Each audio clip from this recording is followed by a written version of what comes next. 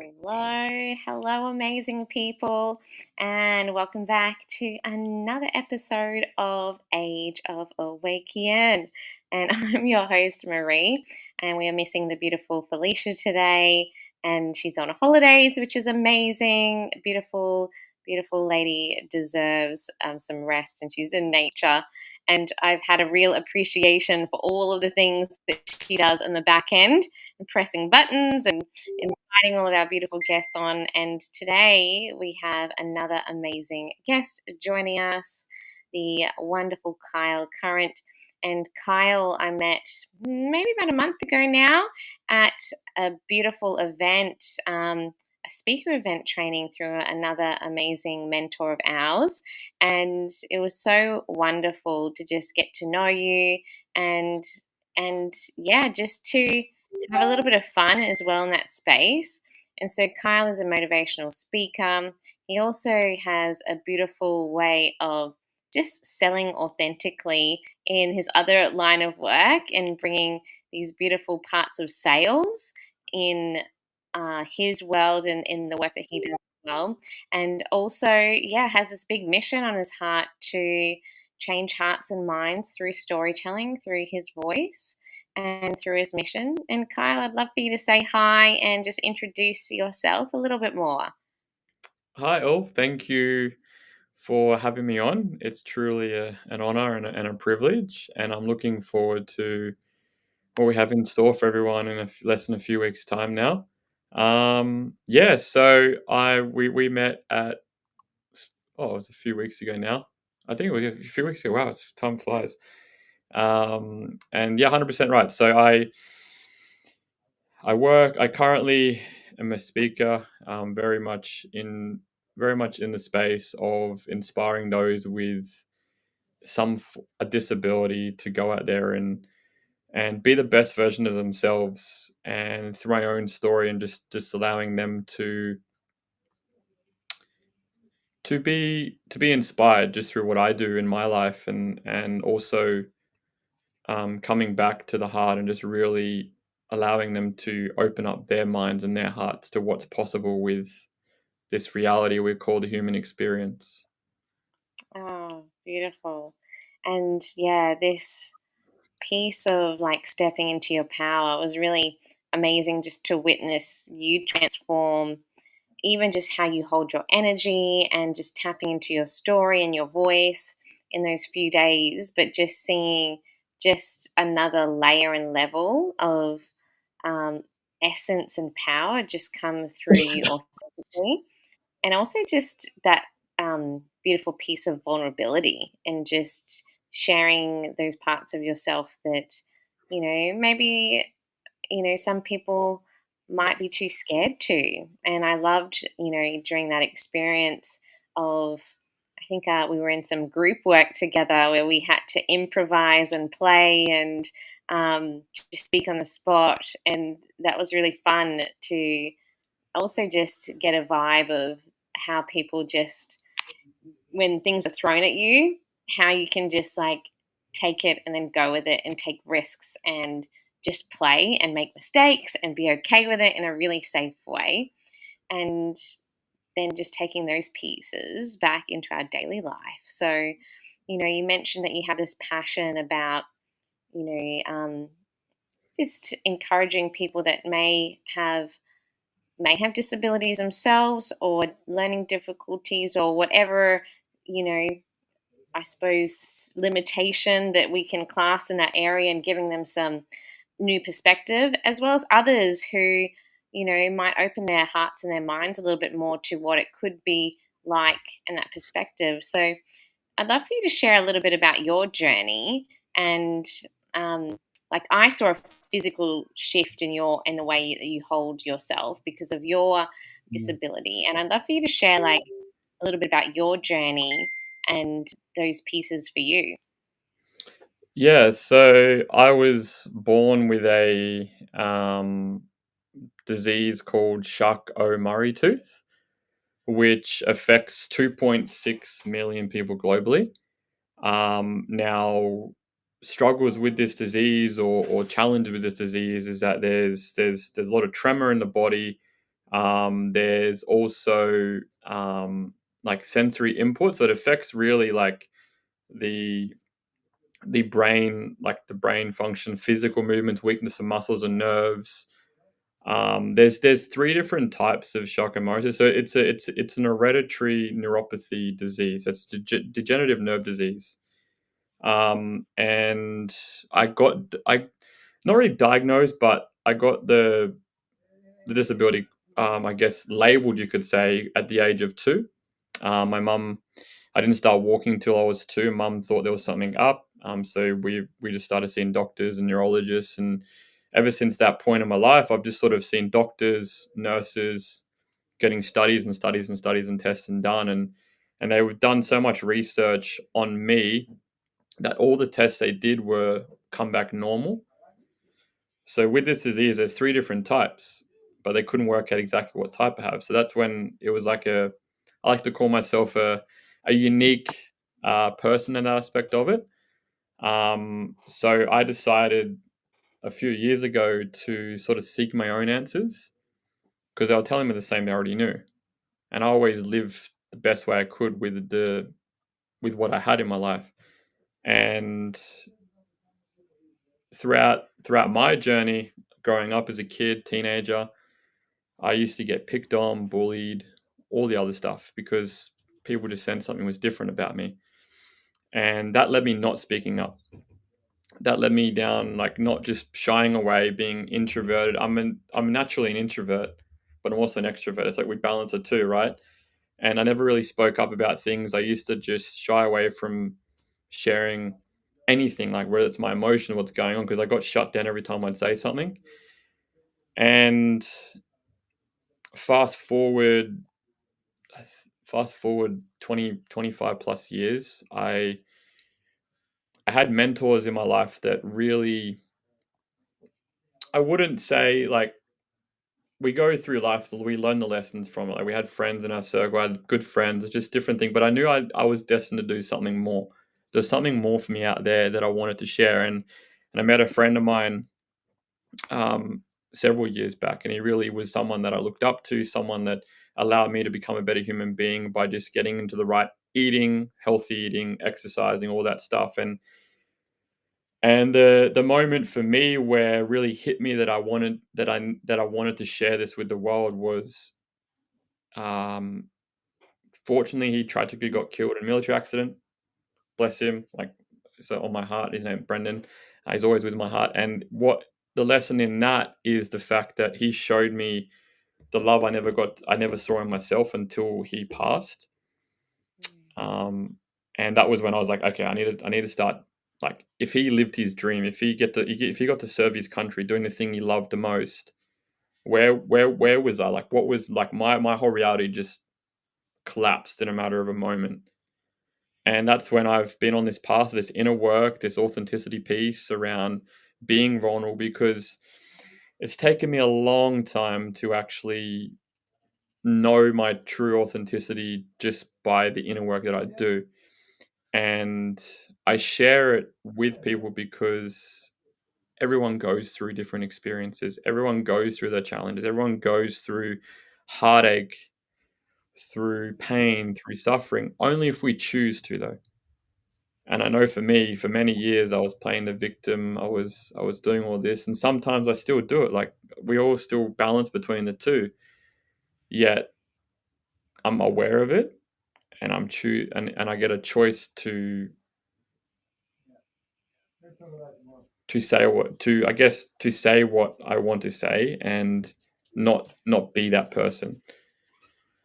Yeah. So How, it's just been it's been a it's been a long, as it always has, and it's being able, and now I'm actually doing something that I truly love and I'm truly passionate about, and that's inspiring other people, not only with disabilities, but anyone, that they're able to come to their heart and just express who they are and just be themselves all the time, no matter what anyone says, and go out there and live the best life possible. mm, I love that. And this piece around vulnerability and authenticity reminds me of this saying that I've been just captured by, that softness is strength. And the more we soften into who we are, into the essence of who we are, and allow that to just melt into our being, it's amazing the strength and the power that comes through that vulnerability and those pieces that make life relatable and those moments relatable. And it's a hard thing, for a guy. I think we were talking about this a while ago, and my husband and I talk about this as well. Like, he's a redhead. I love him. But growing up for him, he was a redheaded boy. And even though the girls liked him, he got picked on by other guys. And that piece around that competition and the putting other people down because of differences. I mean, girls experience it too, but these are, very common things that we all have experienced, unfortunately. And so, we can, when we're in it, it's really hard, but the resilience that comes from that, I think being able to share those moments, I think is really powerful. And so growing up for you, Carl, you mentioned like, as a kid, there was bullying there, and how did you like get through those moments? Did you have your family around you, or did you have other people to help, uplift you, or was it a really hard time where you actually were like, this is like, what is this? I'd love for you to just share. Yeah, that's a good. I'm the oldest of five, so I had family around me all the time, but I don't think I ever shared with them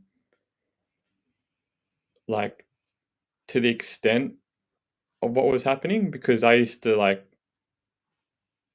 get bullied with my brothers and stuff like that, but it was all like fun and I used to dish it back at the same time. Like I used to like say stuff to them to sort of make myself feel better when in reality I was actually hurting deep down inside and not realizing that until I got older of the different unconscious beliefs and patterns I've been playing out, which I'm now becoming aware of now because it's quite fascinating when you get deeper and deeper in this journey. It's like you're trying to break that, but like honestly, I just kept I always played the sympathy card.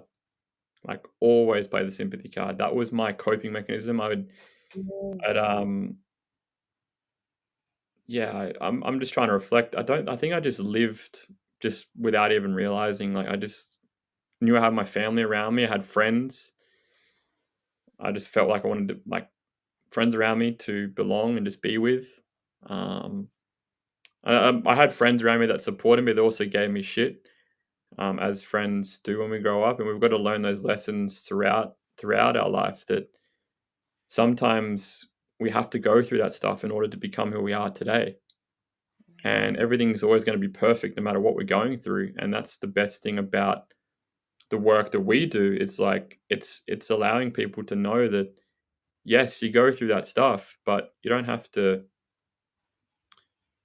like stay in that for the rest of Yeah. your life. You can do something more. That's it. And I think, this is where the wisdom comes with age piece when you can reflect.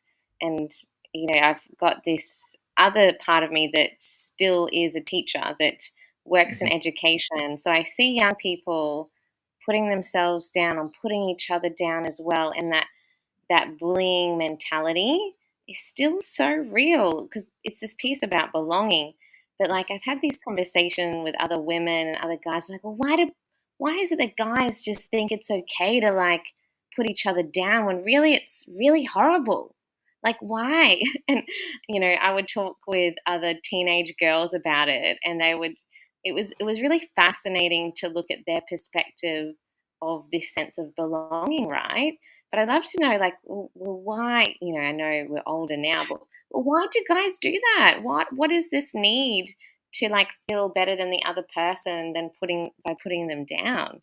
Can I you think like, it, yeah, like from my perspective, from my belief, I think it's just it's a validation to be recognized. It's like, look, I feel like it's like I know when I used to do it, it's like this. It's like, I'm better than you. It's like, but at the same time, no one's better than anyone. We're all equally the same. We're just on different paths in our lives and different things we've accomplished in our lives and things we've overcome. But it's to be, and I still play it out today. It's quite fascinating because it's like, I still here and there. I sort of have to like say something to someone just to be recognized in a situation. And I think as a man, this is from my own experiences, anyways. It's We don't necessarily mean it in a harmful way, but sometimes it can be taken out of context. And obviously, when that gets taken out of context, whatever that person's belief system is going to determine how they're going to feel about it. I know for me, it hurt me deep down to my core. I didn't know that until I started doing the inner work and removing all the addictions, all the other things, all the other stuff that come through, that how much it actually affected my life unconsciously. Yeah. And as a man, like we get told not to not to cry. It's weak. It's not okay. But at the end of the day, if we don't do that, we just hold it in. We depress the feelings. We don't express it. It comes out in other areas of our life. And for me, I think I'm going through this phase right now where I'm releasing so much just being built up over the last 30 years of my life, that it's all coming out, and Mm, it's still coming out. And I let it come out, but also I know I just got to make sure I resource back and just let it come out when it needs to come out. yeah. And that's something that I really admired when I met you those few weeks ago, where it was like seeing you feel safe to cry and to feel was really heartwarming, and it is endearing as well when we allow the human part of ourselves to be felt by others. And I know in that space, one of the activities we did, I had two other amazing men witness me, and I think it was something we had to do in silence and let out some sounds and just embody that. And one of the men, bless his soul, who passed away recently, held space for me. And um, I felt safe enough, I've just got goosebumps now, to be in that moment at its fullest and to allow the pieces of me that were holding onto the tension to be released. And I did cry in front of them. And I dropped to my knees and I allowed the tears to fall. And for the masculine and for those men to witness me, two strangers, was really, really powerful. Not only for me, but I felt one of the guys walked out as well. And when he walked out, he's like, that was intense.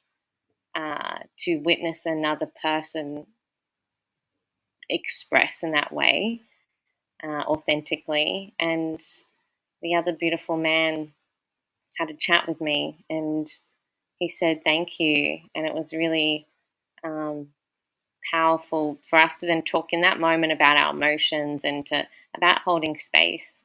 And I know that we've had this beautiful discussion about, like, holding space for the feminine, holding space for feelings.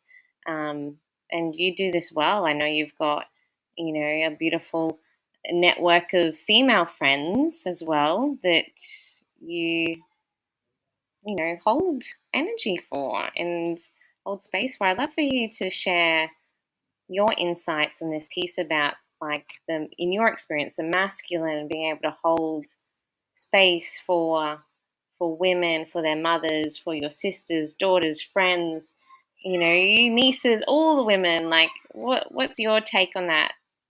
Mm, that's funny because my first time I experienced this was like when I never I first experienced holding space for women, and would have been a couple of years ago now, and I never experienced that. It brought so much triggers for me because of my previous experiences with women in the context of bullying or just yelling and all the other stuff. So from my experiences being able to hold space, I realized the importance of it. Like I didn't realize how beautiful it is when someone recognizes you for the work that we do as men, doing the men's work, until I had a beautiful learning, would have been probably less than a couple of months, less than a few weeks ago now, where I'll quickly share the story where basically I was out. I went out with a friend and I saw this woman. She's like, she recognized me from somewhere. And I was like, okay, well, where do you recognize me from? It was an event I did 2 years ago with like men and masculine feminine energy. And just realizing her energy was not like, it was very like, because she was around other men in like a dancing, like it was just in a pub, for example. And not realizing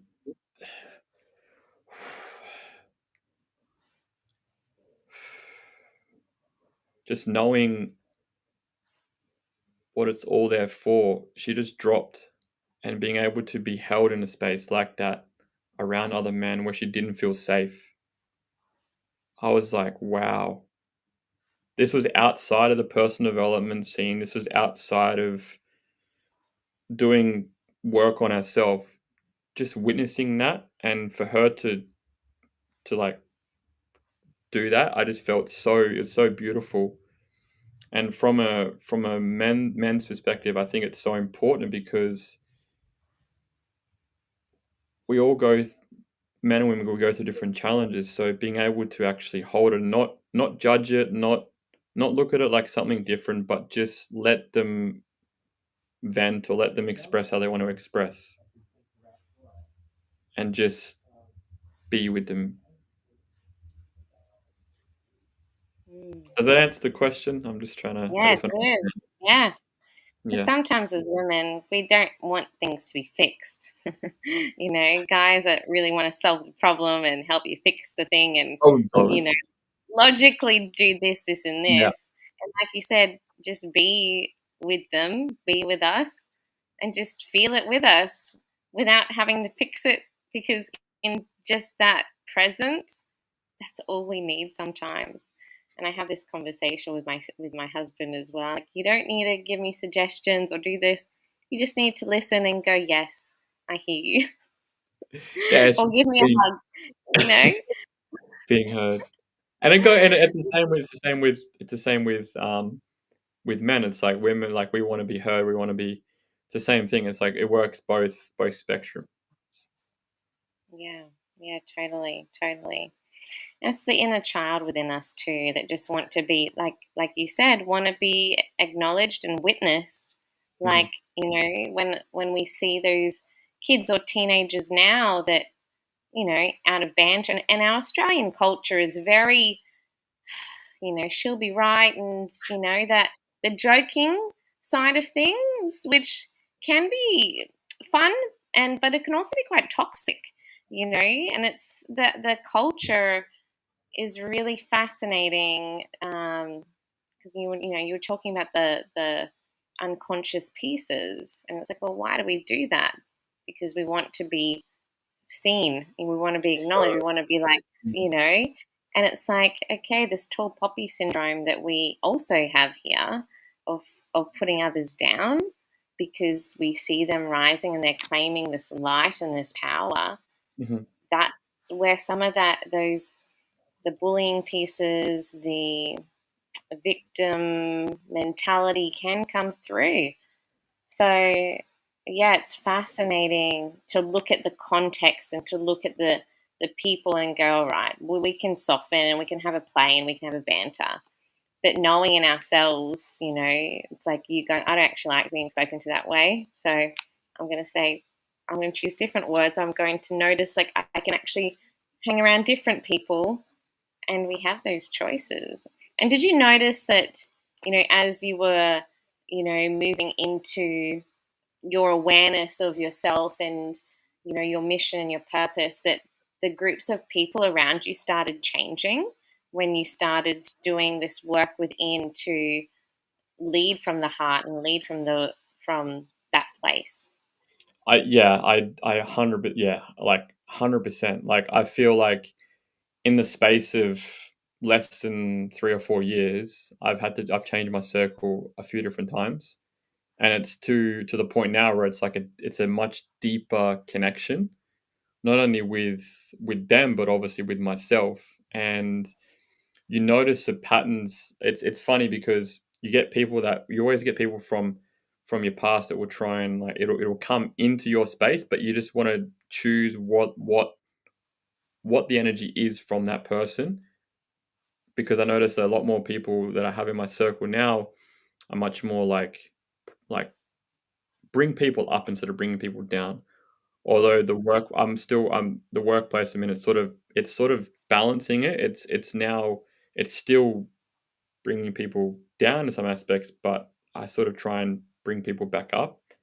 And it's just the between the corporate space and obviously the what we do, like in it's hard to try and explain the two differences. It's like two different worlds, really. And it's Yeah, just bringing people up because from experiences, I know it's not good for your nervous system long term. And it's a compound effect. The more it happens, the sounds you hear, the voices you hear, the words people say. Yes, they're words, but words cast spells on people without realizing it unconsciously, and it can play out later on in life when they get older through certain things they're doing. yeah, it's so true. Like, I know many people listening, either here on the replay. If you're listening to the replay, hashtag replay and tell us what you're enjoying so far.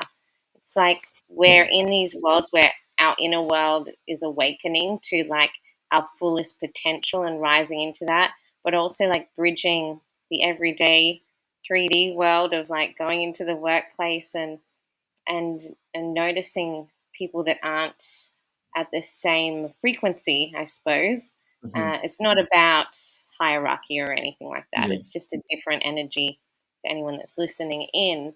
It's just different energies and ways of being.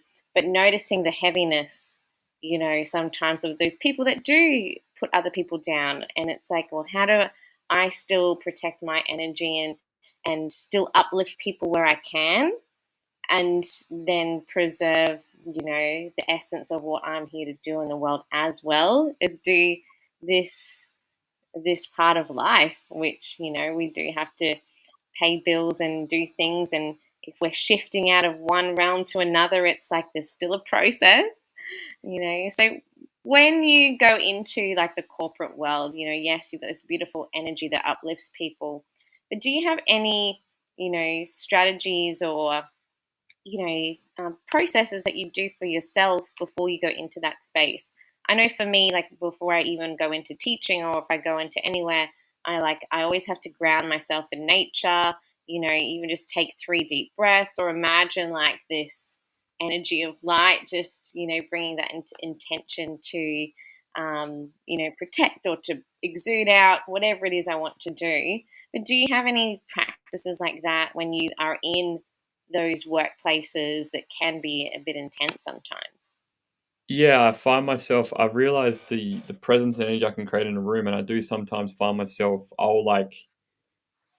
I'll sometimes attach myself to the same energy when I know my energy is different, and I know it creates a ripple effect around me. Um, in regards to your question, practices. Look, I'm in a sales environment, so obviously sales environment energy has to be high all the time. Sometimes, obviously, if I'm not feeling the best, it's going to be low, and I like to have people in the workplace that keep me accountable and know then they pull me up when I need to be pulled up. My practice is basically just exercise in the morning. If I'm not grounding, which I've got to like ground myself. If I don't, let's say if I don't at least go to the beach once or twice a week, I'll be in this different energy state. I'll meditate. I'll do a few deep breaths in. It's gotten to the point now where I used to every single day meditate for at least minimum 5 minutes, but now I only do it when I need to do it, when I feel like called to do it. But I'll make sure I put my feet on the earth, exercise, sauna, just a couple of deep breaths in and out, and then just prepare myself as I walk in the office Mm, to provide that energy. And yeah, it's just been an up and down battle as of the last several weeks. It's just making sure I'm on par with it all.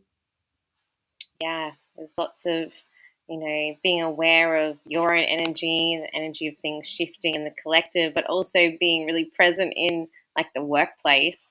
And like you said, like the field that you're in is very fast paced, high energy.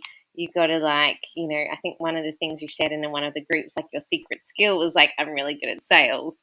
And it's just like something that is just natural, but it's that high vibe energy that you bring, and that motivation as well, that I suppose is that natural side of things.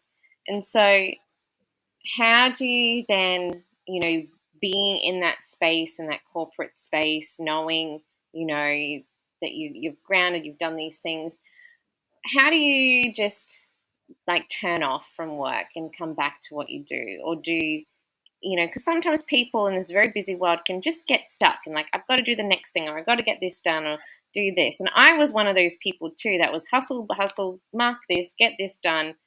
There are still parts of me that does that. But, what I know you can relate. What is it that you like to do to just switch off and go, no, this is a boundary, or this is like something that I need to notice? Yeah, it's funny you say that because I had not even I think only a few days ago. It's like I'm always like working, and it's a pattern I keep playing out, whereas I don't stop.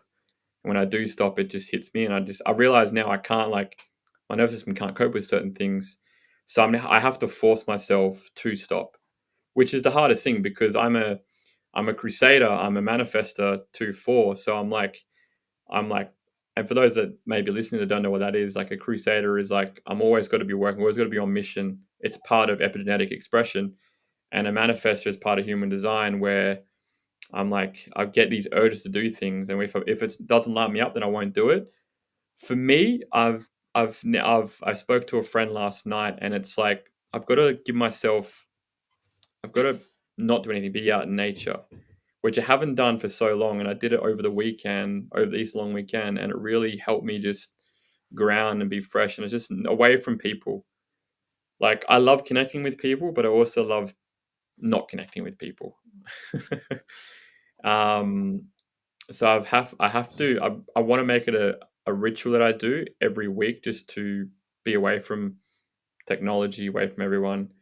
I don't practice it enough because I'm always in this environment, and I love doing what I'm doing. So now I'm just being able to stop. So sometimes of a nighttime I'll be in bed by a certain time, and I'll just just have a meditation, beautiful calming music just to turn off. And I want to make it a ritual where when I'm at work I'm doing work things, when I'm at home I'm doing home things. Yeah. Yeah, I love that. And it can be hard, like you said. It's so hard. Yeah, yeah. Even like with the It's epigenetics, like I'm a connector. And so I okay. really thrive on with people and like connecting ideas and things, and even with the summit that you're in, like, when I'm in my genius zone, it's like boom, boom, boom, bring all the things together so I can move really quickly, and that's because I'm a manifesting generator too. And we had a beautiful guest on a few weeks ago talking about human design, and she's one of our speakers as well for the Seeking Sovereign Soul Summit. But noticing that being a manifesting generator, I need to come from that felt place of satisfaction and then express how that makes me feel, and be able to then use the manifester part to then create and connect the dots, you know. And I think these tools, and I love that you shared them even with your own experience, they're really great insights into understanding yourself and how you're Mhm. operating. And when you're in alignment and what feels good, like, that, like, okay, when I'm in nature, that actually resets me, and I need to do this.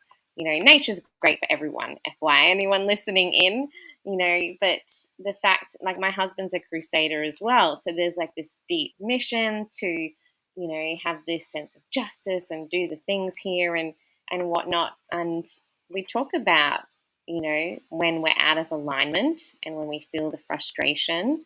Um, and, it's like, how do we come back into the heart?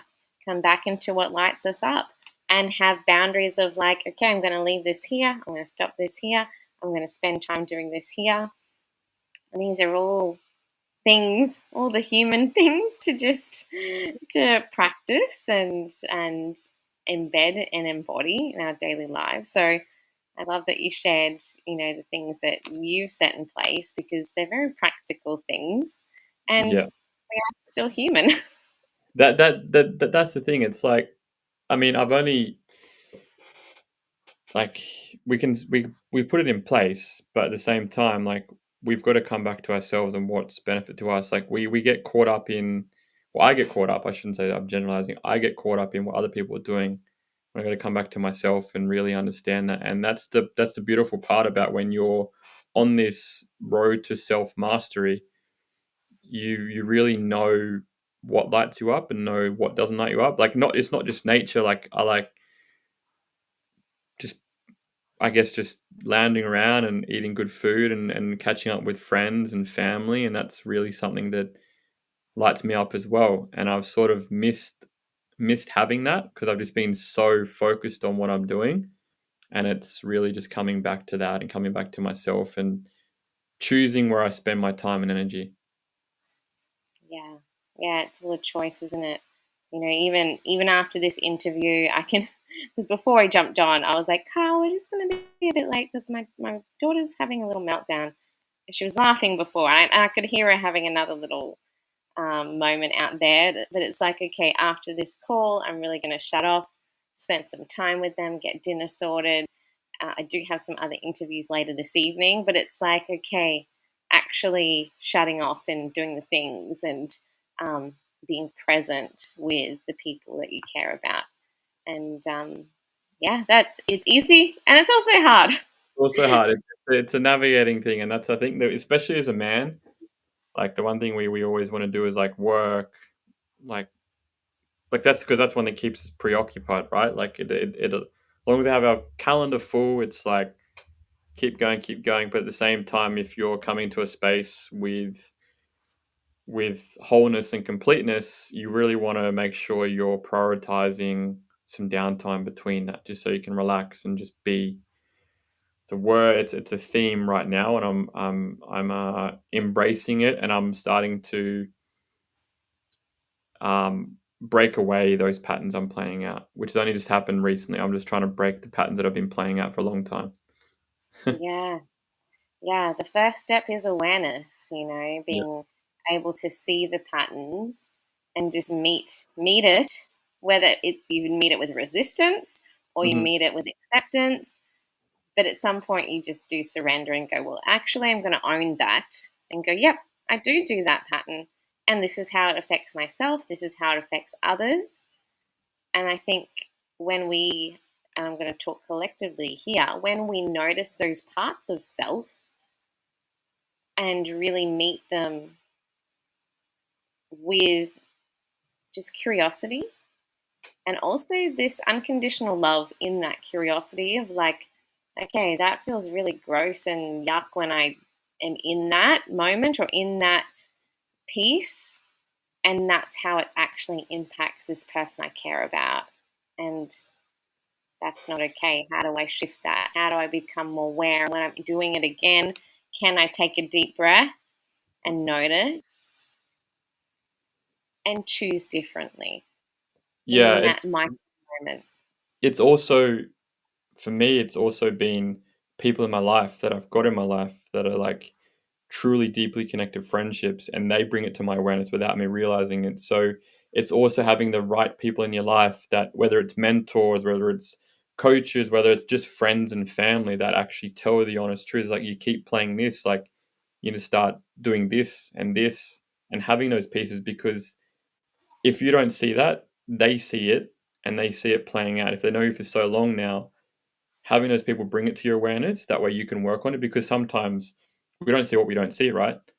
Until someone else brings it to our awareness, and just honoring that and thanking them for giving it to you, which I do thank my friends for doing it, because it's now allowing me just to be, and it's beautiful because when you can be in alignment with your heart with what you're truly on purpose to do, the friendships just become a formality of that. Like, I've never Mm. before in my life have I got the friendships that I've truly desired for ever since I've been doing what I do, and it's so beautiful. I love that. And there's this beautiful piece of like with the friendships, the brotherhood, sisterhood, and that honoring of another person, And I think this is one of the beautiful, I suppose, topics that you're on a panel on in the summit about, understanding this divine masculine in that brotherhood piece, and it's like, how do we, and this word may trigger people, when we talk about brotherhood and sisterhood. And it's like, for me, I think about, well, how do we honor the people around us that we care about, or the tribe, or the family, or the networks, whatever words we want to use, with just that sovereignty. And it's like, yeah, you're my brother, Kyle, like, really honoring you, celebrating you. We notice these parts, in our lives. It's like, yes, we can trigger each other, but let's talk about it. Let's hold each other accountable. Let's notice these pieces. And that word, what does that word mean to you? Or those concepts of brotherhood, sisterhood, honoring? I'd love to hear what you have to say. It's funny, it gets thrown around quite a lot, right? Like brotherhood, sisterhood. In reality, we're all connected as one, so it Mm, should be appreciative. But the word brotherhood, I look at my family, for example. Like, I've always had a. Sometimes there's some stuff that I get triggered by through family and brotherhood, but I've never really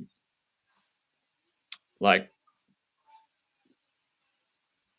had a deep connection with brotherhood because most of my life growing up, it was always shamed upon. Like, people would give me shit all the time. People would, especially my friends, like, they don't know what they know, but they'd give me shit, but also bring me up here and there. Like, then, like, it was just a mixture of different things. So for me, brotherhood is just being there for my brothers, being there for to support them, and whether that's like biological brothers or whether that's brothers in this space doing the men's work, it's just being there for them.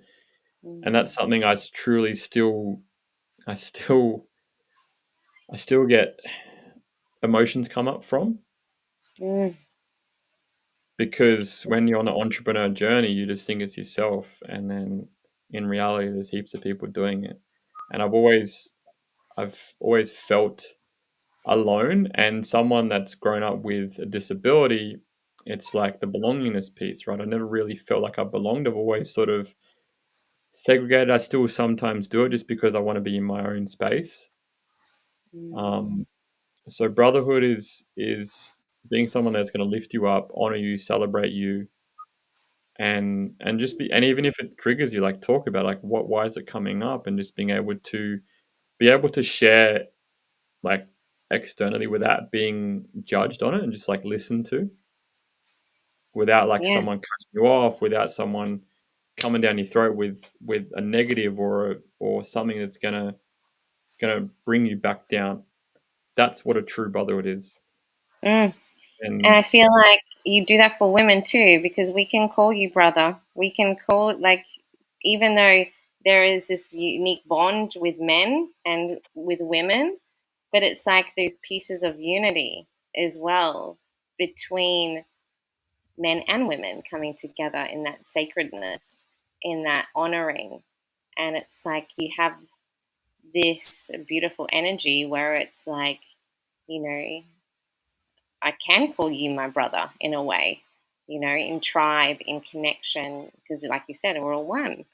And it's funny, like those pieces of family as well, that we're here to notice in that unit. And then it's like, we were talking about like how you hold space for women really well, but it's that sacred brotherhood, it's that sacred honoring that you have for the feminine energy and those friendships and those safe spaces that you're building with your essence and your trust and your integrity that allows that. safety to be felt in the women in your life, in the friends in your life. And that's also something that I feel, we can open more into in conversations like we're having now. And yeah, I mean, some people might call it different things, and that's okay. But it's that honoring of the sovereign being, of the soul, and of the person. And yeah, I really do honor you and the work that you're doing, and tapping into that softness and vulnerability. But also, I feel the courage, I feel the strength, I feel, those integral pieces in the mission that's on your heart. And we've been talking about balance and harmonizing the yin and the yang, the feminine and the masculine within us and within relationships with others, whether it's, your family and intimate relationships, or friendships and tribe and community. I think these pieces we get to talk about more, which I think is really, really cool. And I think it's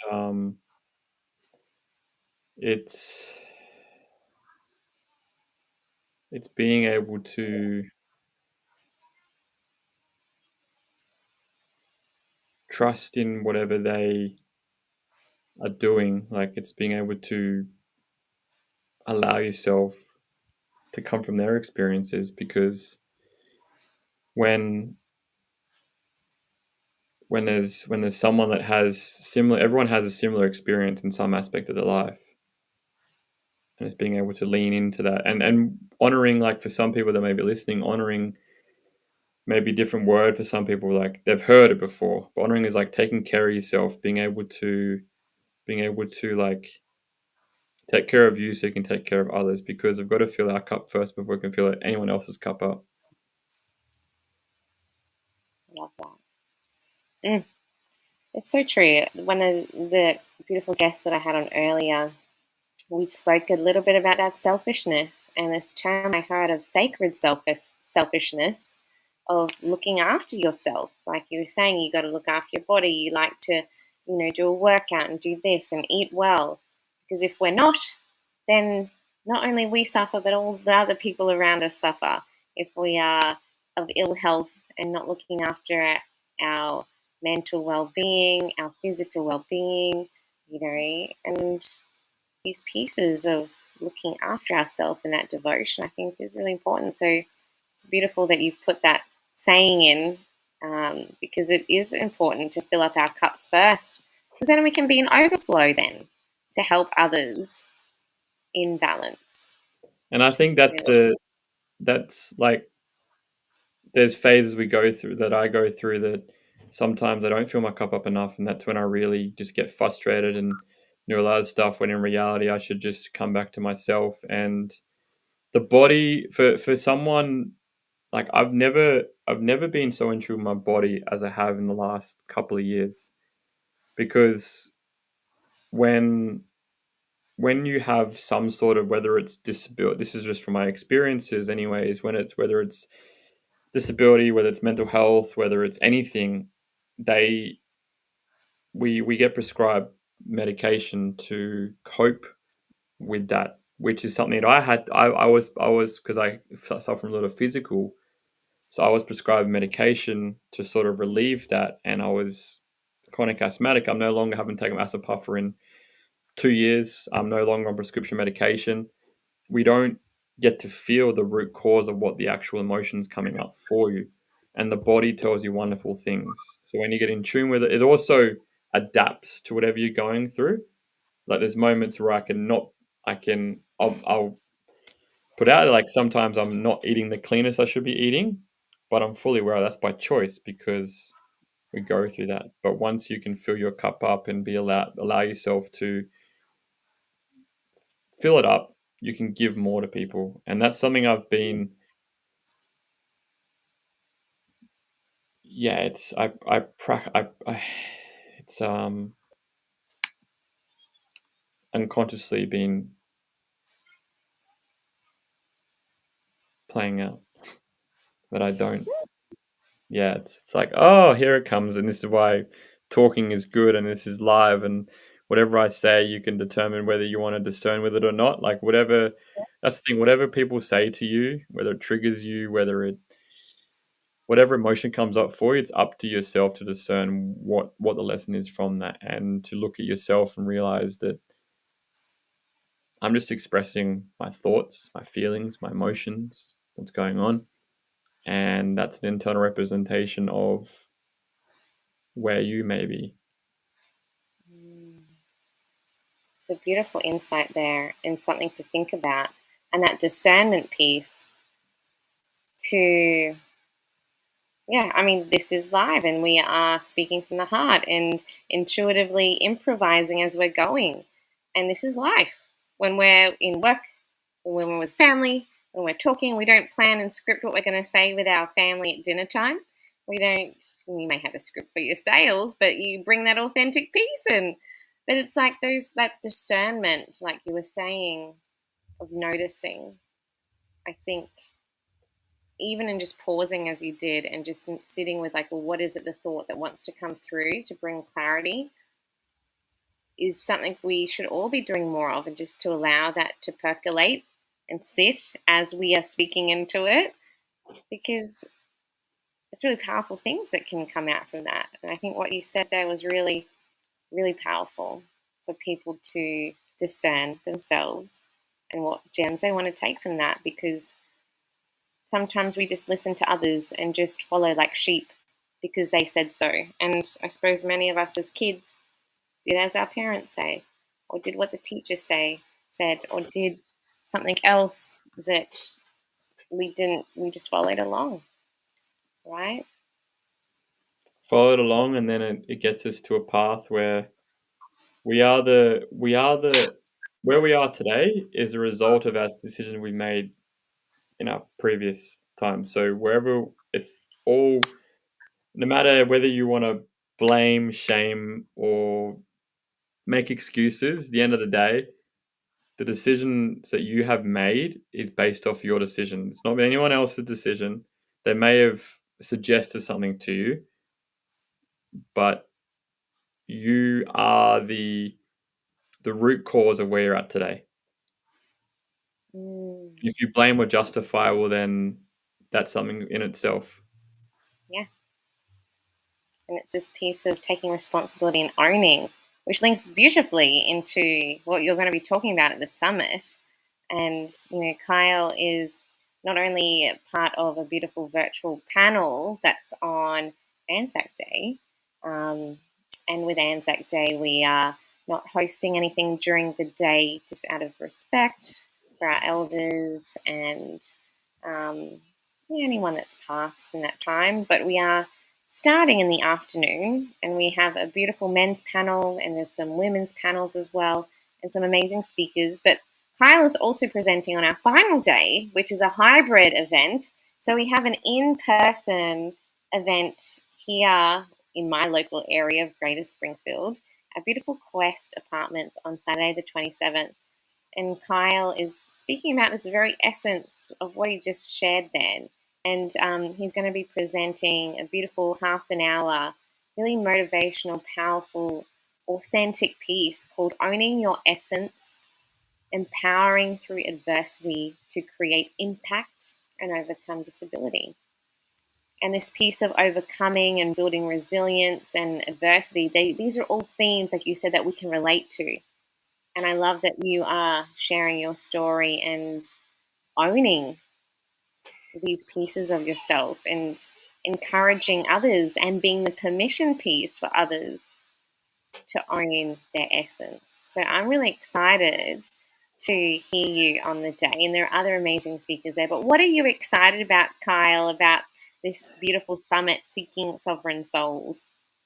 I'm just when you said that, I was like, oh, half an hour piece. Oh, like but I'm also like, yeah. So I'm just like, it's like, and I've spoken to a few people about it, and it's like, I'm excited just to be able to share, and like, it's the first time it's one of the being able to share that part. I share it all the time, but it's a different feeling, right? It's like it's a different feeling to actually be in it. So I'm excited for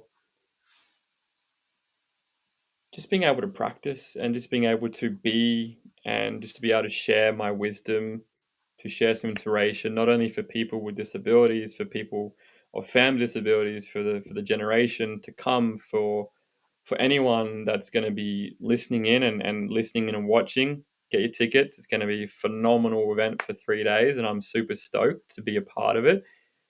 And it's like we talk about manifestation, right? Like manifestation's this thing, and I shared this post yesterday. I've envisioned this for so long, but to actually be in it is like it's it's beautiful, and I just know that I can feel it. And the most thing I'm excited of is just to be amongst 47 other speakers worldwide that are doing this. And it's like it's that piece coming back to the feeling so alone when in reality there's so much other people doing the same stuff, and we all got a different paths, different missions, different things we're doing, different essences we can bring to the world. And just to share my story in itself. Oh, so exciting. Yeah, I know to be in it. Flea and I had this vision last year. We had our first summit.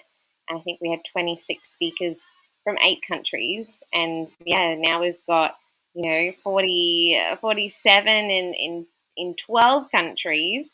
And it's like the up leveling of the game has changed, and actually hiring a beautiful space and catering. So if you are in the Brisbane, Sunshine Coast, Gold Coast area, I think we've got some people going to be driving up from Byron as well, who are speakers, and they're like, I just want to be in the space with you guys. I'm like, yes, it feels good. And so if you're keen to join us, if you're local in the Queensland area, come along. We'd love to see you there. It's a full day. We've got beautiful keynotes from Felicia and I, short keynotes, just sharing our story, our mission of why we created platforms like this and why we continue to have safe spaces to inspire not only the everyday leaders like Kyle and me and all the other people, but those that are listening in that are expanding their awareness, that are taking ownership, that are taking those steps and maybe seeking, Kyle mentioned about mentors or people to surround themselves with. If you're seeking more, if you're seeking understanding, if you're seeking, well, what is it that I need? And I just need rest, or I just need to be surrounded by people that get me. Come along. We're here for all of the seekers that are curious, that are questioning, that are wanting clarity. Come and surround yourself, because you'll be surprised of the gems that are going to land. And we also have another beautiful, amazing one, Maytree. She is going to be exuding her sound bowl, beautiful essence, music wisdom upon us, and having a beautiful sound bath experience. Oof. We also have Yana Kleiner, who's going to be doing something practical to get into our bodies. We've also got Kyle and Tegan presenting and sharing some really inspirational pieces just to like uplift our hearts. And I think that's really powerful too. And gorgeous Berenice Bear from Soulside Breathwork, she's going to lead us in a really powerful transformative breathwork that gets into our cellular level and just being able to bring that badass self online, in self, in business, and being able to own those pieces that Carl was talking about through the breath, through the body. And then we have a beautiful panel at the end of the day that is looking at relationships, looking at divine union, and kind of extends on what we were talking today about that those sacred pieces of the divine, masculine and feminine, but in relationships, and how we hold space in those really intimate parts that are so beautiful but also triggering, when you are committed or you're wanting to invite that more in to your life and into your relationships. So I think that's really exciting as well. So we've got $5 tickets on sale already now. And if any of you know Kyle You can use his code as well and book in and come and join us for the event. If you would like to upgrade, anyone that upgrades to VIP gets access to the event for 6 months. There's going to be so many gems of wisdom in here, from just inspiring stories to practical tools to actual workshops. We've got an amazing woman from Canada who is Australian, who is going to be doing an improvisation workshop with us to get us back into our bodies, to play. I'm really excited about having something fun and practical. There are creatives, there are intuitives, there are such an array of experience and wisdom. I only just put in a power animal panel as well that just opened up, and I'm like, we need to talk about power animals here, and actually just invite that curiosity in. And I'm just excited about these amazing human beings who have jobs like you and me, but they're also so attuned. They listen to their body, like you were saying, Kyle. Like, you had to really listen and go within and doing the inner work, as well as balancing the everyday. So it's so, so exciting. And come and get your ticket and come and join us on the day if you are nearby and can come and make it to Quest Apartments in Greater Springfield. I know we'd love to see you there. And we have limited tickets on sale. If you get in now, there's an early bird. If you type in early bird, you will get 20% off those tickets. And it's fully catered. We're going to have a beautiful space to network and just have this really transformative day. And it's also streaming live. Like, we've got a beautiful company, one of our sponsors, the Buzz Media Co. They're going to be streaming live. So, Kyle, no pressure. It's going to be fun. No pressure.